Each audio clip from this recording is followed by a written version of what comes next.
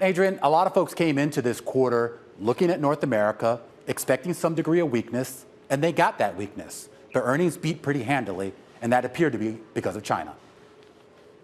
Romaine, that's exactly correct. So if you look at any of the macro data, any of the brick and mortar data kind of in North America, each and every one of them decelerated materially during the month of March and then all the way into April. The huge upside here was the significance of the non-North America, the non-U.S. business, and it was across all the brands. So, Coach obviously has the biggest footprint outside of the U.S., but it was across Kate Spade, and it was also across Stuart Weitzman, which are smaller pieces of the business. But that recovery, we're talking about 20% constant currency in the March ending quarter and 50%, 50%, expected growth in China for the June ending. Talk to us a little bit here about inventory levels, because this has been the big story, really, for any sort of apparel maker, any sort of retail out there. Are we seeing a normalization here in some of those inventory levels? So for Coach, absolutely. They are probably, 1 quarter away from actually having persistent and sustainable sales growing faster than inventory, right? You hear us talk about that all of the time. When sales is growing faster than inventory, obviously you have more risk of upside, right? So positive margin impact versus the downside. And we definitely saw that here. One of the other metrics that we like to look at is inventory productivity. That productivity is really starting to speed up. And a lot of that has to do with the non-U.S. recovery we're seeing outside, in Asia. When we look at the results that we got out of Tapestry, Coach, Kate Spade, of course, really perennial brands here that I think we all know and love.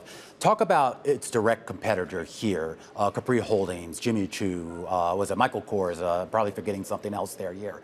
Can we extrapolate from what we heard today out of Tapestry into the earnings that we're going to get out of Capri? I actually think this is quite company specific, unique to Tapestry. So you're absolutely right. The vast majority of Capri Holdings is going to be held with Michael Kors, which is definitely one of the dominant U.S. brands. It tends to be Michael Kors, Tapestry, and Kate Spade that make up the broad swath of kind of U.S. accessible luxury.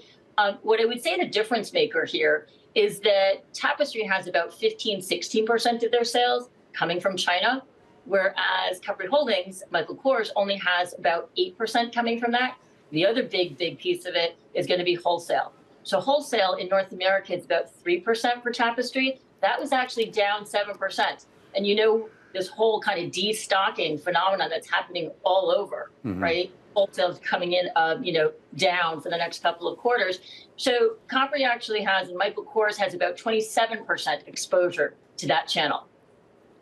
When we talk about the economic conditions out there and the softening in those economic conditions, the general belief, at least in markets, is that luxury goods makers will hold up better because obviously they're appealing to a clientele that by default has more money in their pocket. But I am curious if you anticipate or you're preparing yourself for the possibility that there could be some softness in sales for some of these brands. There actually has been. So we already are factually seeing it year to date. So Barclays data science team, we obviously have a credit card arm, and we've been watching that.